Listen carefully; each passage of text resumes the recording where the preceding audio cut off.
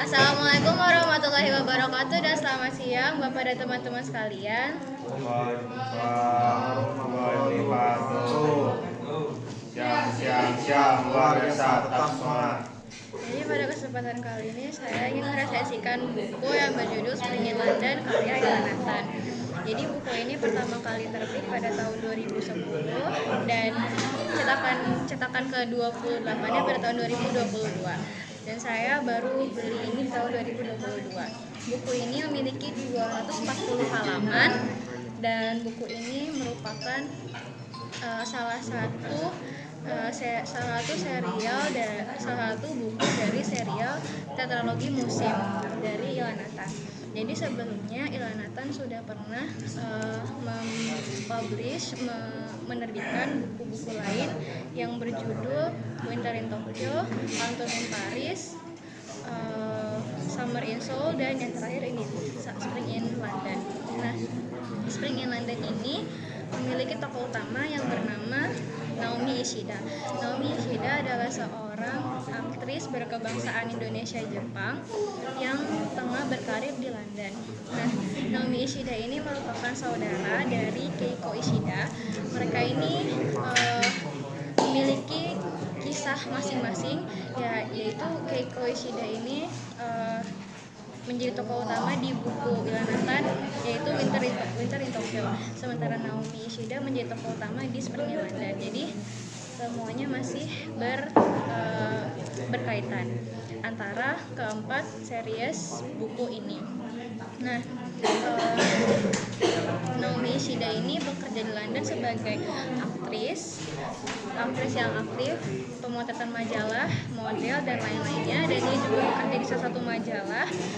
Nah, Naomi Ishida ini bertemu dengan Denny Jo, seorang artis dari Korea.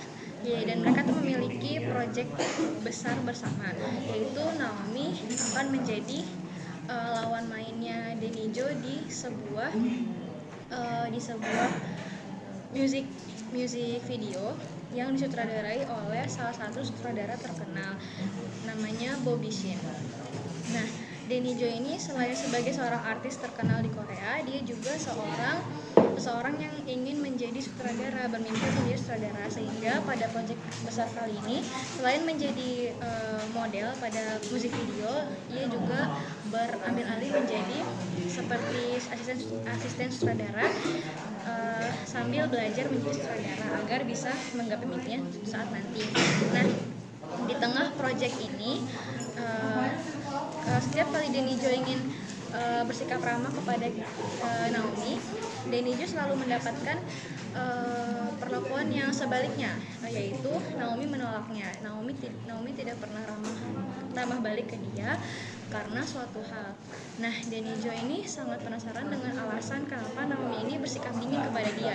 Sementara Denny Jo ini adalah seseorang yang sangat dingin.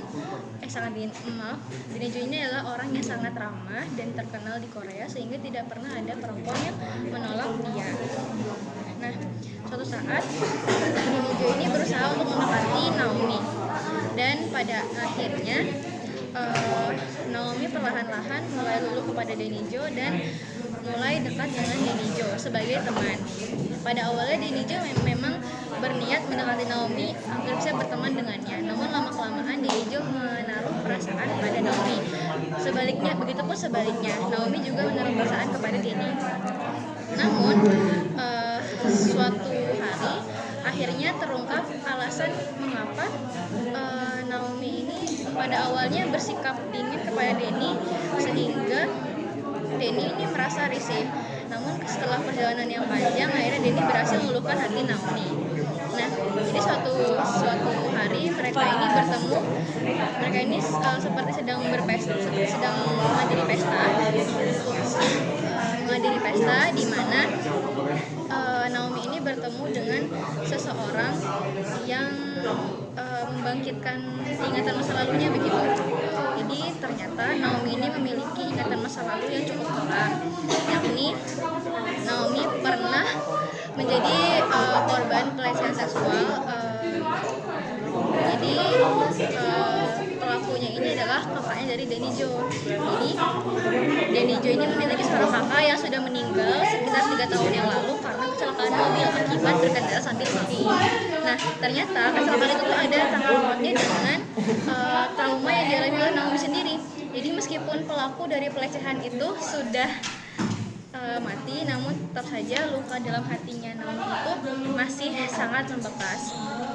Nah, dari keseluruhan cerita yang disampaikan di buku ini itu kita dapat mengambil banyak manfaat, bukan hanya tentang romansa antara Naomi dan Danny, namun juga pelajaran bagaimana bagaimana perasaan dari seorang korban pelecehan yang harus menanggung beban mental, penyakit mental dan juga beban pikiran selama bertahun-tahun dan luka yang berat, sehingga selama bertahun-tahun itu selalu mengganggu pikiran dan kesehatan Naomi sebagai pelaku korban pelecehan. Nah, dan Naomi juga akibat dari kejadian itu Naomi menjadi sedikit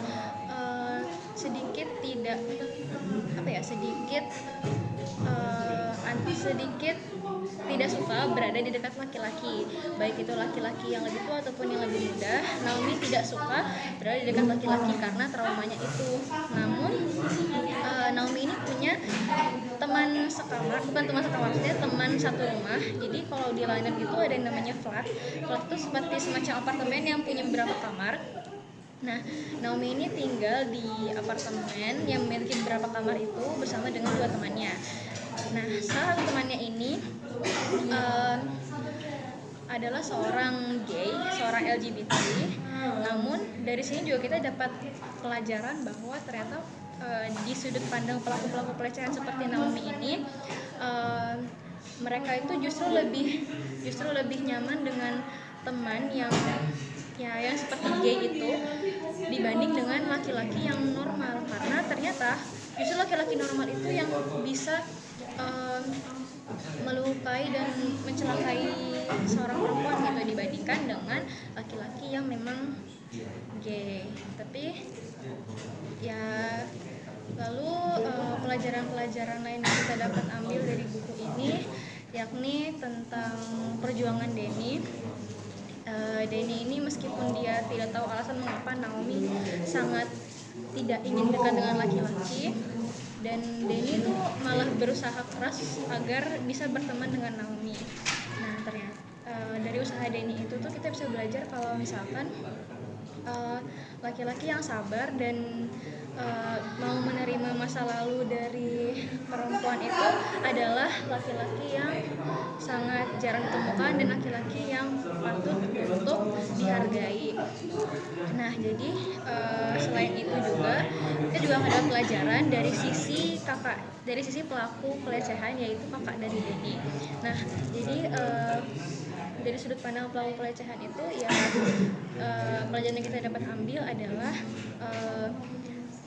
selalu menghargai perempuan dan tidak mengambil kesempatan dalam kesempitan begitu. Jadi mau bagaimanapun perasaan yang dirasakan oleh si pelaku, tetap saja yang akan paling dirugikan adalah si korban pelecehan, sehingga kita harus memberi respect kepada korban pelecehan.